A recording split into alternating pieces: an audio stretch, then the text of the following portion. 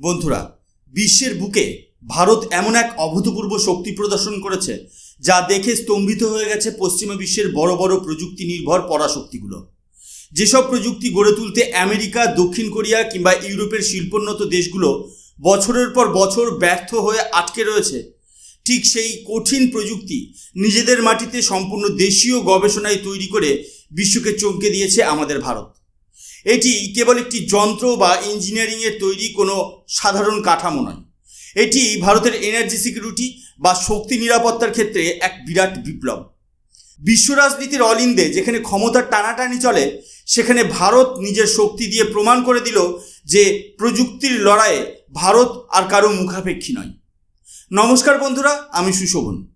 আপনারা দেখছেন আপনাদের প্রিয় চ্যানেল অদ্ভুত অথচ বাস্তব। আজকের এই বিশেষ পর্বে আমরা আলোচনা করব ভারতের সেই ঐতিহাসিক অর্জনের বিষয়ে, যা আগামী দিনে আমাদের পুরো ন্যাশনাল পাওয়ার গ্রিড এবং জিওপলিটিক্সের সমীকরণ চিরতরে বদলে দিতে চলেছে। ভারতের অন্যতম শীর্ষস্থানীয় পাবলিক সেক্টর সংস্থা ভেল সম্পূর্ণ নিজেদের ইনহাউস রিসার্চ অ্যান্ড ডেভেলপমেন্ট অর্থাৎ অভ্যন্তরীণ গবেষণার মাধ্যমে তৈরি করে ফেলেছে দেশের প্রথম 12,000 kV ultra high voltage AC transformer.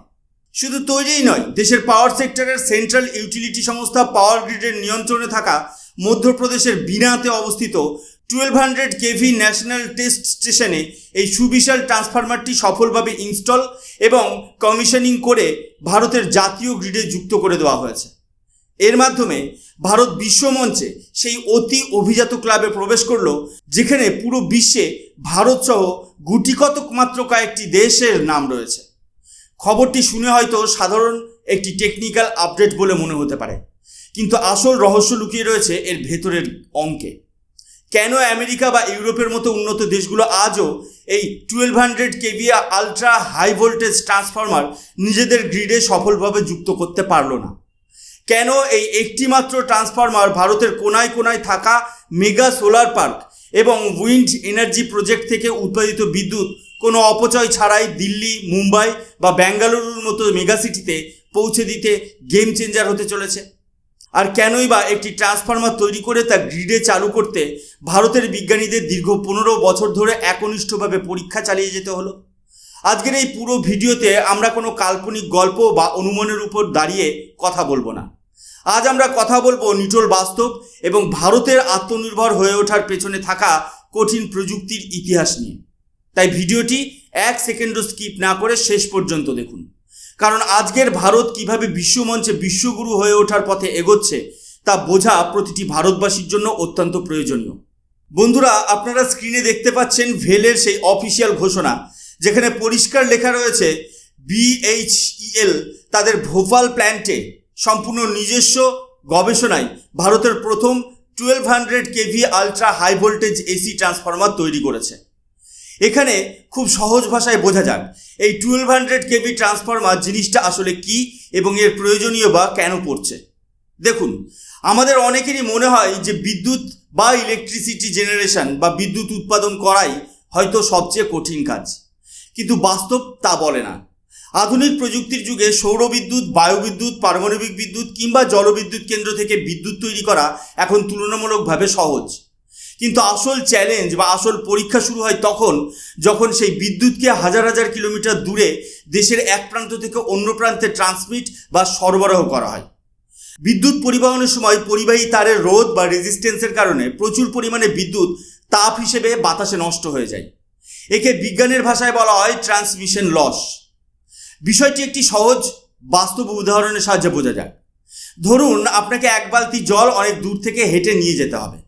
যদি আপনি ছোট ছোট বাটিতে করে সেই জল বারবার আনা নেওয়া করেন, তবে পথে অনেক জল ছিটকে পড়ে নষ্ট হবে এবং সময়ও অনেক বেশি লাগবে। কিন্তু আপনি যদি একটি সুবিশাল, মোটা এবং মজবুত পাইপলাইনের মাধ্যমে সেই পুরো জল একসাথে সোজা গন্তব্যে পাঠিয়ে দেন, তবে জল অপচয় বা লিক হওয়ার কোনো সুযোগই থাকবে না। ঠিক এই কাজটাই করে আমাদের এই 1200 kV UHVAC ট্রান্সফরমার। আমাদের দেশে আগে 132 kV, 220 kV, 400 kV বা সর্বোচ্চ 765 kV ট্রান্সফরমার ব্যবহার করা হতো। কিন্তু যখন খুব বিপুল পরিমাণ বিদ্যুৎ অনেক দূরে পাঠাতে হয়, তখন ভোল্টেজ যত বেশি বাড়ানো যায়, কারেন্ট বা তড়িৎ প্রবাহ তত কমে আসে। আর কারেন্ট কমলে তারের ভেতরের পাওয়ার লস বা বিদ্যুতের অপচয় প্রায় শূন্যের কোঠায় নেমে আসে। এর ফলে খুব পাতলা কন্ডাক্টর বা তার ব্যবহার করেই অনেক বেশি বিদ্যুৎ দেশের এক প্রান্ত থেকে অন্য প্রান্তে পাঠানো সম্ভব হয়।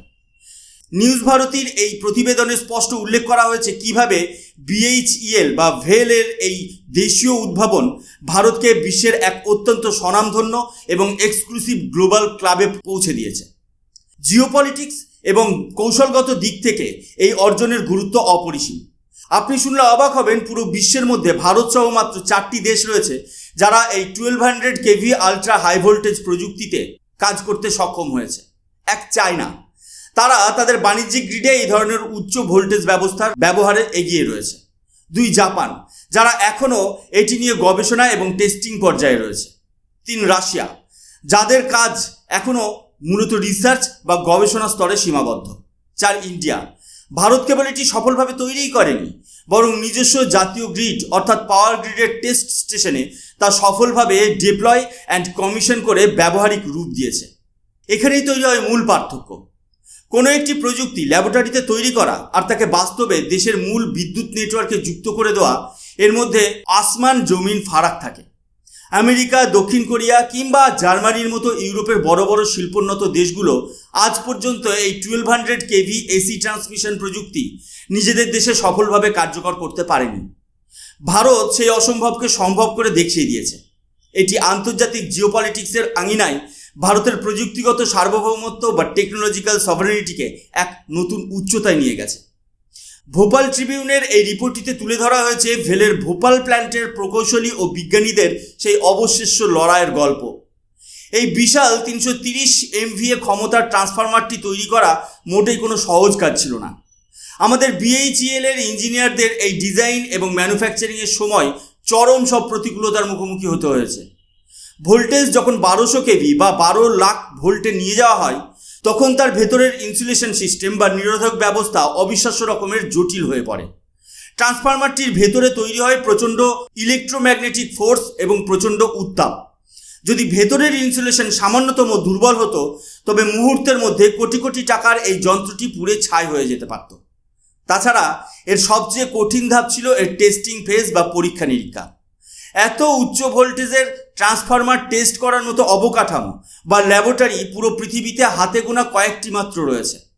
ভারত সরকারের দূরদর্শী ভাবনার কারণে মধ্যপ্রদেশের বিনাতে national high power testing laboratory গড়ে তোলা হয়েছিল।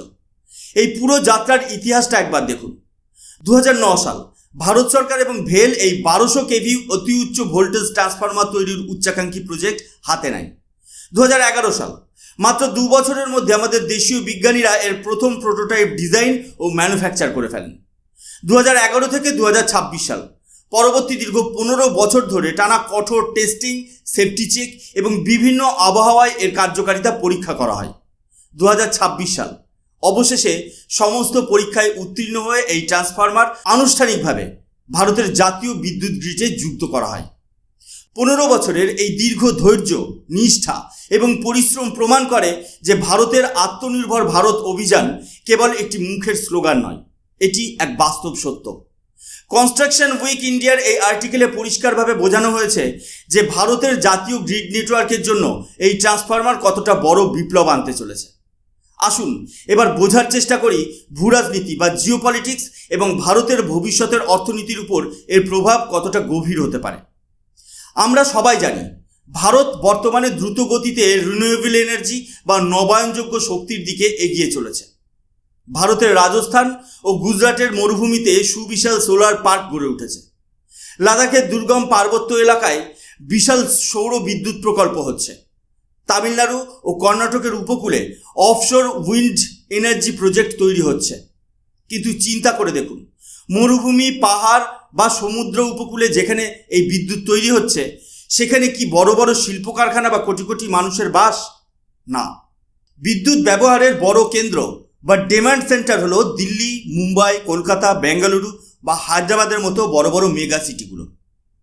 এখন 1000 কিলোমিটার দূর থেকে সেই বিপুল পরিমাণ সবুজ শক্তি বা গ্রিন এনার্জি যদি শহরের পাওয়ার গ্রিডে আনতে গিয়ে পথেই 25 থেকে 30% বিদ্যুৎ অপচয় হয়ে যায়, তবে সেই প্রকল্পের খরচ বহুগুণ বেড়ে যায়।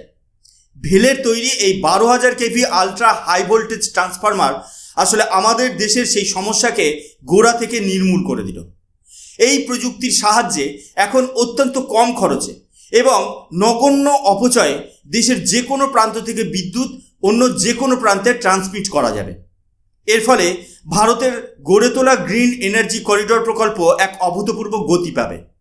ভারত বিদেশি জ্বালানি তেল বা কয়লার উপর নির্ভরতা কমিয়ে নিজস্ব পরিচ্ছন্ন শক্তিতে চালিত হওয়ার পথে আরও এক ধাপ এগিয়ে গেল। শক্তি ক্ষেত্রে এই আত্মনির্ভরতা আমাদের দেশকে আন্তর্জাতিক কূটনীতিতে এক বিশাল শক্তিতে পরিণত করবে। কারণ কোনো দেশ যদি শক্তি ক্ষেত্রে অন্যের উপর নির্ভরশীল না থাকে তবে তাকে কোনো বৈশ্বিক চাপ বা নিষেধাজ্ঞা দিয়ে দমানো যায় না। বন্ধুরা, ভেল এবং পাওয়ার গ্রিডের এই ঐতিহাসিক যৌথ সাফল্য আজ বিশ্বমঞ্চে ভারতের মেধা, প্রযুক্তি এবং আত্মবিশ্বাসের জয়গান গাইছে। কোনো বিদেশি কোম্পানির সহায়তা ছাড়া সম্পূর্ণ দেশীয় মেধা এবং গবেষণায় তৈরি এই 1200 কেভি UHVAC ট্রান্সফরমার কেবল একটি যন্ত্র নয়, এটি একবিংশ শতাব্দীর এক শক্তিশালী, উন্নত এবং আত্মনির্ভর ভারতের প্রতীক। যে ভারত একসময় ছোট ছোট প্রযুক্তির জন্য উন্নত দেশগুলোর দিকে হাত বাড়িয়ে দাঁড়িয়ে থাকতো, সেই ভারতই আজ বিশ্বের সেই দুর্লভ 4 দেশের তালিকায় নিজের নাম খোদাই করে নিয়েছে, যা আমেরিকা বা ইউরোপের উন্নত দেশগুলোর কাছেও আজও স্বপ্ন। আমাদের দেশের বিজ্ঞানী ও BHEL এর এই ইঞ্জিনিয়ারদের এই অবিস্মরণীয় সাফল্য প্রতিটি ভারতবাসীর বুক গর্বে ভরিয়ে দেয়। ভারতের এই দুর্দান্ত প্রযুক্তিগত অগ্রগতি এবং বিশ্বমঞ্চে ভারতের এই শক্তিশালী পদচারণা নিয়ে আপনার কি মত? ভেলের এই সাফল্য সম্পর্কে আপনি কি ভাবছেন তা অবশ্যই নিচে কমেন্ট করে আমাদের জানান। যদি আজকের এই বিশেষ জিওপলিটিক্যাল অ্যানালিসিস এবং সংবাদ তথ্যটি আপনার ভালো লেগে থাকে তবে ভিডিওটিতে অবশ্যই একটি লাইক দিন এবং আপনার বন্ধুদের সাথে এটি শেয়ার করে দেশের সেই গর্বের খবরটি সবার কাছে পৌঁছে দিন। আর আপনি যদি আমাদের চ্যানেলে নতুন হয়ে থাকেন তবে এই ধরনের বাস্তবভিত্তিক এবং বিশ্লেষণাত্মক ভিডিও দেখতে এখনই অদ্ভুত অথচ বাস্তব চ্যানেলটিকে সাবস্ক্রাইব করে পাশে থাকা বেল আইকনটি প্রেস করতে ভুলবেন না। আমি সুশোভন আজকের মতো এখানেই বিদায় নিচ্ছি। দেখা হবে পরবর্তী পর্বে অন্য কোনো গুরুত্বপূর্ণ ও রোমাঞ্চকর বিষয় নিয়ে। ততক্ষণ পর্যন্ত ভালো থাকবেন, সুস্থ থাকবেন। জয় হিন্দ, বন্দে মাতরম, ভারত মাতা কি জয়।